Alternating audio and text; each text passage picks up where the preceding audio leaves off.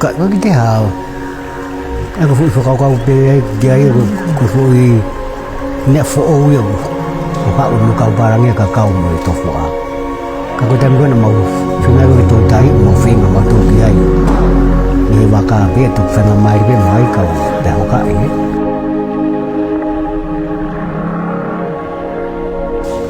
nè phụ ông bị phụ cái họ không aku ngono ta fi onai bunga ku di ma wanga pa ngai ai mau tol gona mau fa ngota pe to la ve pe mu kakai an mo fa ta u ya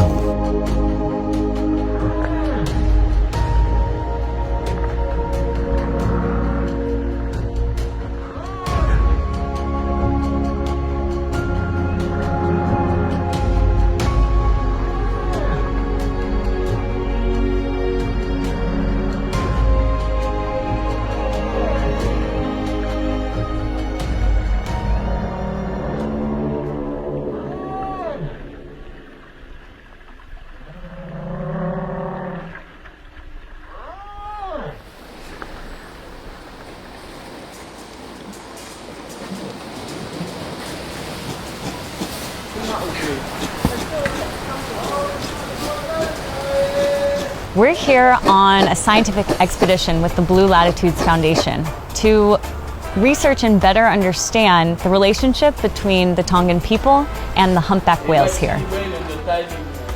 We decided to come down to Tonga because here we've got this incredible ecotourism operation meeting with one of the most sensitive forms of the environment, humpback whale breeding ground, the nursery ground for these whales. So we wanted to ask the question, is that relationship actually sustainable?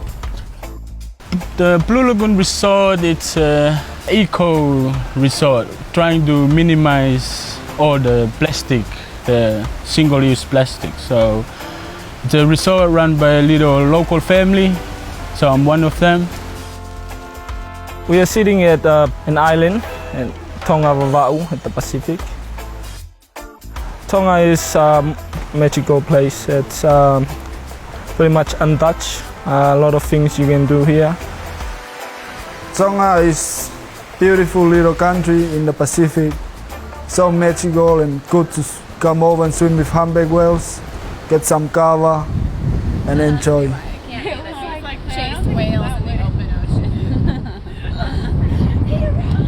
These brothers, they've been our whale tour guides essentially this whole time, driving the boats, The baby fluke there. taking us out to the whales, guiding us in the water with the whales, and also teaching us about the local population here. And these brothers that work and live here at the Blue Lagoon are potentially the face of the new generation of conservation here in Tonga. And they're one of the few licensed tour guides that are actually Tongan.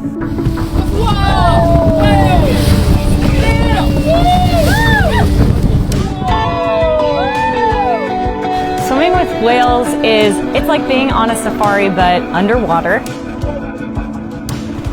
With an animal, you're close up, they're massive, and you never really know what type of characteristics you're gonna get. Some are shy and sink to the bottom, some are super playful, come up, look you in the eye. It's a really cool experience. It just was my first time hopping in the water with them. You know how gentle they are, how humongous they are, but such a gentle animal, you know. I don't know, you gotta come and do it to know the experience. It's just mind-blowing and was pretty amazing. I was so shocked, like, whoa, so huge. You know? The humpback whale is the size of a bus with a 3 meters long wing on the side.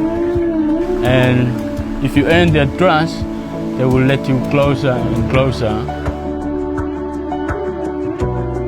And having the calf, comes shooting up to the surface, and they have blue eyes and they lock eyes with you. They're watching you, and they get so close to you, but they know exactly where you are in the water, and they won't hit you. You have the sensation of, being the other kids in the schoolyard, and the whale comes up to play with you before going back down to check in with mom to make sure everything's okay.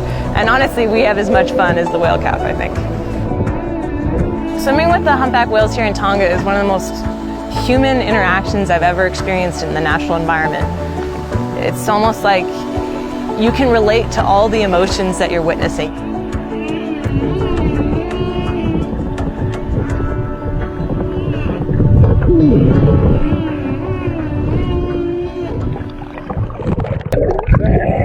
That was unreal. What we found is that it's more complicated than we thought. Not only is ecotourism something that doesn't occur year-round, it's only when the humpback whales are here, but it's also, from that sense, not sustainable, because then you're unemployed for 7-8 months of the year. So for our income, for our now pretty much it's come from whale watching. Pretty much I would say maybe pretty much 100% out of it. Here in Tonga, because ecotourism is so hyper-focused on the whales and they're only here for such a short season, there are bound to be some issues that arise from that. And we went to the town of Vava'u to get some answers.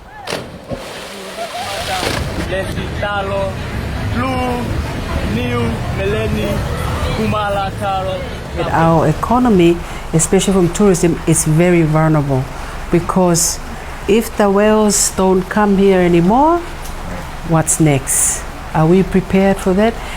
I know in the last 10 years since I've been here, there was a lot of complaints from some of the people who own restaurants and also accommodation.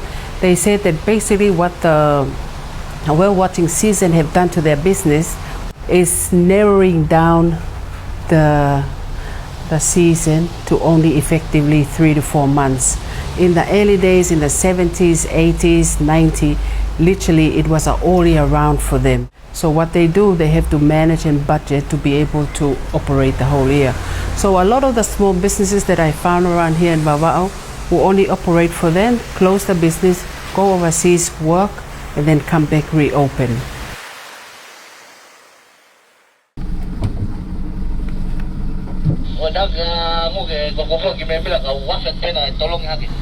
But over here, when low season is, I go to Tonga. It's a village where my mom comes from. In Tonga, is everybody is so much caring, and they respect for who you are, and everybody's so lovable there. So there's no place like Tonga. A lot of the Tonga people during season or low season, they go to overseas, to Australia, New Zealand, picking fruits. They get a little bit of income there and come and help with the family in the island.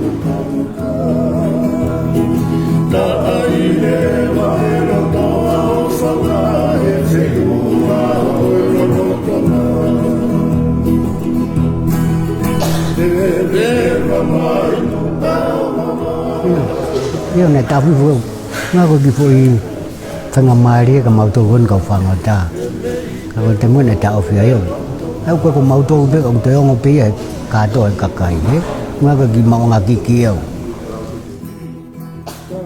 anh biết cái hạt từ nè rồi, phơi phơi ngà biết cái cái rồi, họ cả, cái ta phải ngà, con mẹ biết cái vaka biết cái tôm này ăn cái tô phá, tay mình Fama tak ya ini. Mimi malu ngapa ke toko baru. Awi foi pe o toko fa be o ke fai be fama dai. Foi vaka be ko fai hoka. Wakalahi. Ika ngabe na ke te fa foka ko ke hoko atu. Ko ke hafu pe gua pare mai o.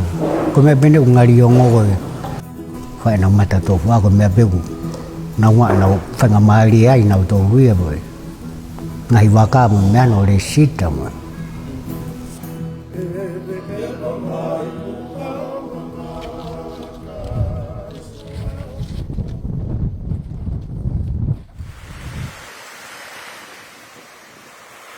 I can probably say there are too many licenses. All right, there are too many licenses at present, and I think there's also issues because most of the whale watching licenses are foreign owned. Very few is owned by Tongans. More, probably 70% was owned by foreigners. but then this is the other side of the view. But at the same time, most of all the skippers, all the tour guide in the whale watching businesses are local Tongans.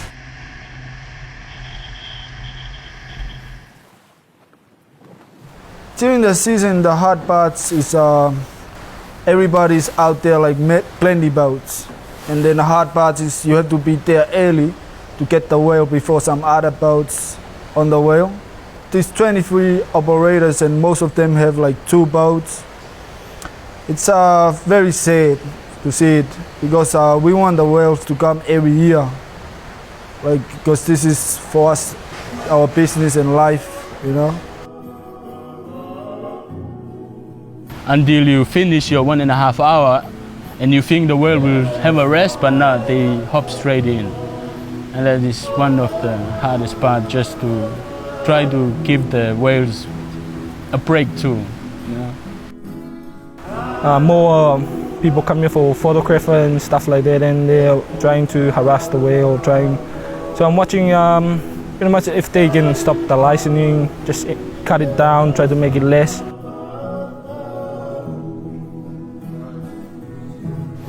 Yeah, there's one word called Faka'apa'apa in Tonga. It's very important. That's one of the important things here in Tonga. Is Faka'apa'apa is respect. Like you always, doesn't matter if you're wrong or right, you can't talk bad back to your dad or mom or somebody older than you.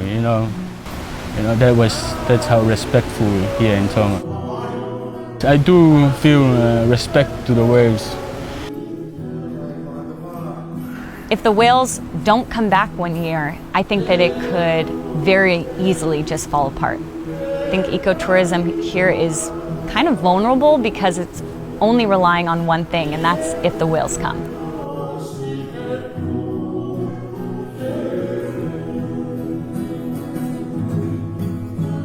Yeah.